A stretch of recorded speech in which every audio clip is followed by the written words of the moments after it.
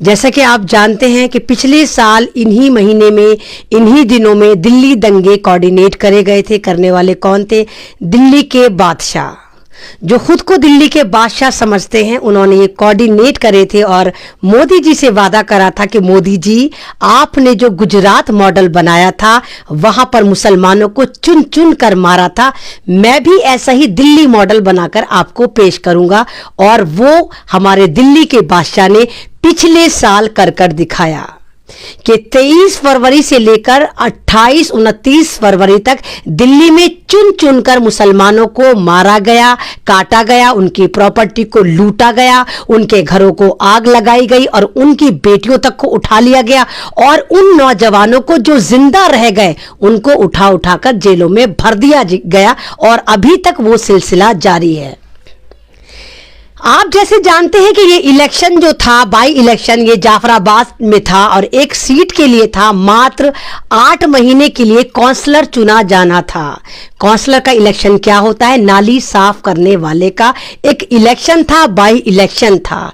क्योंकि बात जाफराबाद पे आई थी तो इस दिल्ली के बादशाह ने सोचा कि भाई मैं मुसलमानों को फिर बावला बना देता हूं और फिर कहता हूं, देखो मैं तुम्हारा भाई, देखो मैं तुम्हारा बेटा, देखो मैं पूरे दिल्ली का रहनुमा बादशाह हूं, इसलिए मुझे ये इलेक्शन जिता दो। और इस काम को करने के लिए 5 मुसलमान गुलामों ने पूरी सपोर्ट करी, पूरी एड़ी चोटी का जोर लगा दिया और जाफराबाद में पूरी आप पार्टी पड़ी रही कि किसी भी तरह दिल्ली के दंगों से हम बरी हो जाएं, हमें क्लीन चिट मिल जाए और ये बेवकूफ मुसलमान फिर बेवकूफ बन जाए। लेकिन कहते हैं ना कि कुछ मुसलमानों में अकल थी, कुछ लोगों में शऊर था और वहां पर केजरीवाल को, दिल्ली के बादशाह को ऐसा जुतियाया गया है कि ऐसा भगाया गया है, ऐसा जलील करा गया है कि जिस रैली में, जिस कन्वेंसिंग में आप पार्टी ने और 5 मुसलमान गुलामों ने रात दिन एक कर दिया, वहां का जो कैंडिडेट था हाजी इशराक, नहीं, पाजी इशराक, वो मात्र 5000 वोट लेकर आया। जिस इलेक्शन में इन्होंने पूरे के पूरे 5-6 करोड़ खर्च कर दिए, वहां पर 5000 मिले। और मुबारक हो कांग्रेस कि वहां पर कांग्रेस भारी अक्सरियत से जीत गई, भारी अक्सरियत से कांग्रेस को चुना। तो ये जीत कांग्रेस की नहीं, ये जीत उन मुसलमानों की है। ये सजा उन मुसलमानों ने दिल्ली सरकार को, दिल्ली के बादशाह को और दिल्ली के 5 गुलाम एमएलए को दी, जो दिल्ली दंगा भड़कवाने में बहुत अहम रोल अदा कर रहे थे। कि जिस इलेक्शन में कितनी बेइज्जती की बात है कि केजरीवाल साहब, दिल्ली के बादशाह साहब वहां पर शाही सवारी लेकर गए थे अपनी, और उनके 5 गुलाम एमएलए में से एक गुलाम तो धमकियां दे रहा था कि अगर हमारे आका पर, अगर हमारे बादशाह पर किसी ने टमाटर भी फेंका तो हम घरों से घसीट घसीट कर मारेंगे। क्या हासिल हुआ? उन मुसलमानों को जिनको आप जर्रा समझते हैं, आप माले गनीमत समझते हैं, आप पॉलिटिक्स का एक चुग्गा समझते हैं कि कोई भी सरकार आती है इजीली मुसलमान को टारगेट करती है और सत्ता में आकर बैठ जाती है, तो इन्हीं मुसलमानों ने आज धूल चटा दी और दिखाया कि झाड़ू पर झाड़ू किस तरह फेरी जाती है। क्योंकि अब आप पार्टी के बादशाह ये सोच रहे थे कि हमें क्लीन चिट मिल जाए किसी भी तरह, बस हमें ये मुसलमान कह दें कि हम जो कातिल थे, हम जो बहुत जबरदस्त जालिम थे, हम जिन्होंने दिल्ली में दंगे कोऑर्डिनेट कराए थे, बस ये मुसलमान उठकर ये कह दे कि नहीं झाड़ू, तुमने हमारे पे झाड़ू नहीं फेरी, नहीं केजरीवाल, तुमने हमें नहीं मारा। तो माशाल्लाह वहां के मुसलमानों ने सबक सिखा दिया। कितनी बदनसीबी की बात है कि बादशाह खुद गया था और हार का मुंह देखकर आया।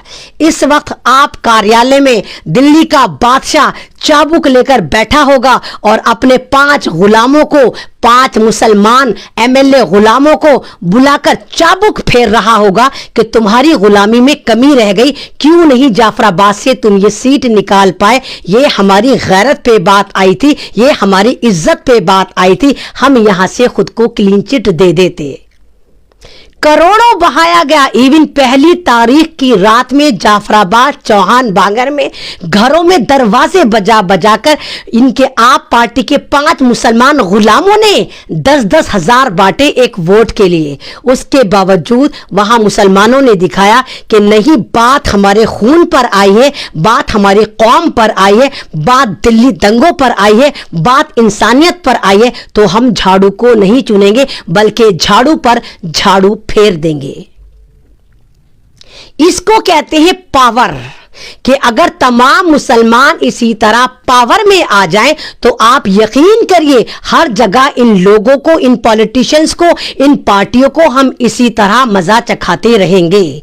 हम मुसलमान हैं, गाजर मूली नहीं है, हम सब्जी नहीं है कि हमारे साथ तुम सब्जी के साथ जैसे धनिया फ्री मिलता है तुम मुसलमानों के साथ वो मामला करते हो कि UAPA NSA देशद्रोही का मुकदमा लगाकर तुम हमें जेलों में डाल देते हो। और अब भी मुझे उम्मीद है कि इस हार के बदले में दिल्ली का बादशाह और 5 गुलाम जो MLA वो जाफराबाद के लोगों से दुश्मनियां निकालेंगे और उनको जेलों में डालेंगे।